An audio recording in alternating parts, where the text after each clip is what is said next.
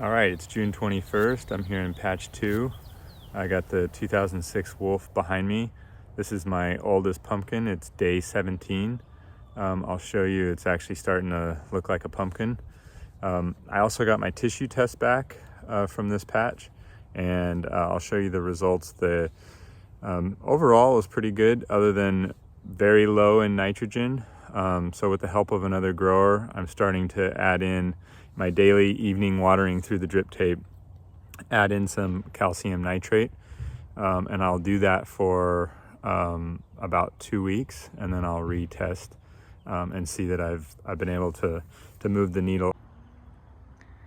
So on this side, the plant hasn't quite made it all the way to the wall, so I haven't quite terminated, but in another couple days I'll start terminating here. This is basically what became the new main, and I'll let that grow out here, and I'm starting to train these secondaries to come out and fill this space here. Those I'll just let go straight out until they hit the wall, and I'll terminate them, but these will come out here. And over on this side, same thing. I've already been terminating. Most of that whole wall over there has been terminated, and then I got a few vines here that'll start to fill in this space here. And if the nitrogen deficiency gets corrected, I think my growth will pick back up. And I've noticed, actually, even in the last couple of days, the growth picking back up. So the vine length increasing overnight. And here's the pumpkin. So again, like I mentioned, this is day 17. I need to get a piece of plywood underneath here, but I got mill fabric that allows the pumpkin to slide once, if I need to adjust its position later on. And it's on a bed of sand here. So let me pull this off. This sheet protects it from the sun and really anything. It's very, very sensitive at this age because the skin is really, really soft. So I think the color is going to be very red, which is what you'd expect from the genetics of this 2006 Wolf seed. And I think the shape's pretty good. It's pretty symmetrical. I've got the vine positioning in a good spot. It's lifted up, and really the stem and the blossom end are pretty level to the ground. So overall, I think it's in a good spot, and it's really at the age where you're starting to see growth every day pretty significantly. The other thing that I've been doing, as always, is a lot of vine bearing. So the vine bearing just continues. You can see here, this is that kind of, it's hard to see in the camera, but the color of the leaves are a little bit lighter than if it was getting the right amount of nitrogen, which you can see in the tissue test. The nitrogen levels, we're on the low side. Let's go look at the 2560 Ginger. So here is the 2560 Ginger plant. Also a little evidence of kind of yellow tips. So I think the additional nitrogen is gonna benefit things. But the plant's really big, and like I mentioned in previous videos, it's just so dense. Like the distance between each node is not very long, and so you have a lot of leaf density. And even the total length of the plant is about 18 feet. I got about 30 secondaries before the pumpkin that I hope to be the keeper.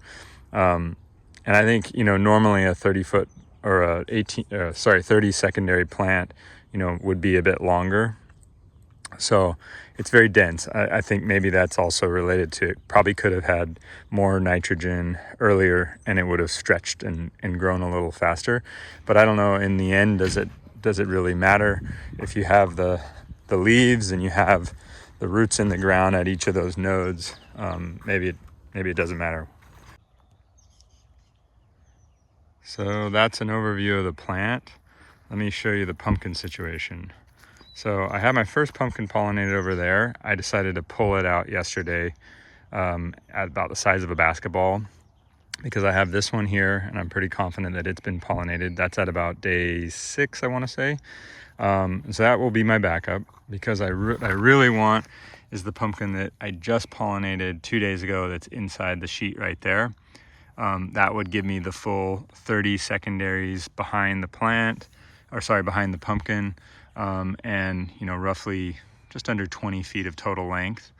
I also have one more right here in the tip, which I can pollinate as another backup. I'm gonna start moving this main vine out that direction so I can clear space for where the pumpkin will land on this platform here, where the mill fabric and the sand is gonna be. There's really not much to see with this pumpkin, but real quickly I'll just show you. Most of the 2560 Ginger offspring are kind of cream colored. This, at least as a baby pumpkin, looks maybe a little bit more potential for orange than like that one is a little on the lighter side. The one I cut off was even lighter yet. So we'll see. Be cool if we could get an orange pumpkin. So I'll start moving this vine out like that when it's nice and warm out. Don't move your vines when it's not warm. And then hopefully that enables the pumpkin to land right here, and I'll kind of build it up with some sand and start to smooth it out as it comes. So that's the update on the 2560 Ginger. Let's go see patch 1. Here at patch 1, the 2245 Andrews, while the pumpkin's still real small, I've got a board with some drain holes in it, and I'm about to dump some sand on it and give it a good bed to start growing on, and the sand for the pumpkin to slide on. And then I got the last secondary next to the pumpkin train back, trying to get it back off the board. And then the same thing I'll do here. This is the main vine.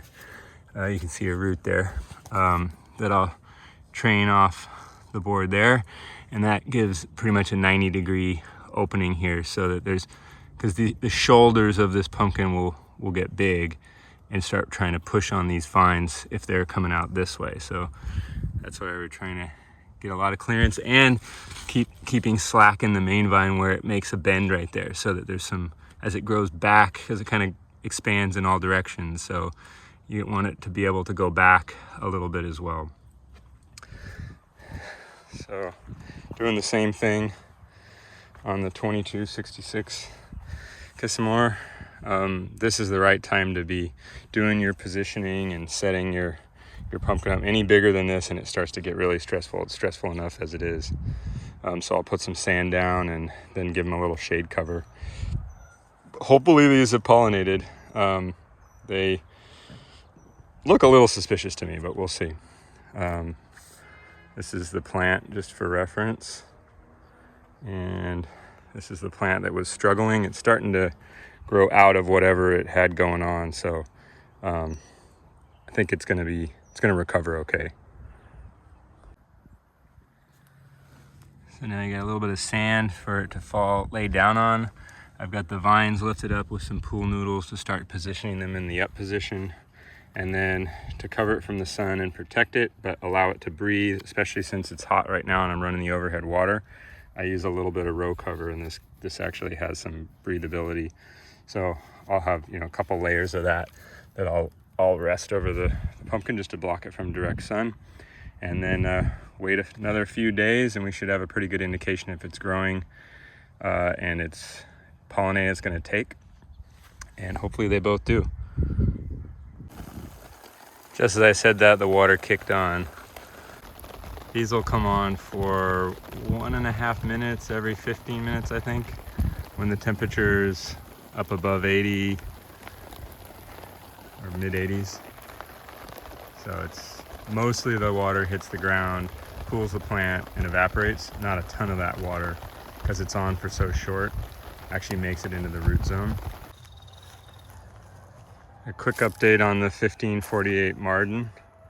I'm not going to pull it up, but it's actually growing pretty nice and looks like it's going to be pretty yellow or orange. Yellow now, going to be orange. This plant won't be allowed to get too big, but the main is coming out on this side. We'll let it fill in this area over here. Probably in the end be 350, 400 square feet, something like that. Plant looks great. Health of leaves, everything looks really good. Over here, gopher plant, the 1469 young, beautiful orange parent if it makes it. This is where the gopher ate the crown, and a lot of what's down in there, some of which seems to have recovered, and then the vines that have, or the roots that have set down in the vine, especially as you get closer to the pumpkin. It looks pretty bad back here, but we're not going for a big size here. We're just looking for a really pretty orange pumpkin, and I think time will tell, but there's enough growth in the plant that I think it's gonna make it. I think just it's not getting fed with a lot of root system, because the main, back there where the gopher was, did a lot of damage. But we did get the gopher, which is good news. So that gopher's gone. I'm sure there's many more coming behind it, but for now, this plant's chugging along as well.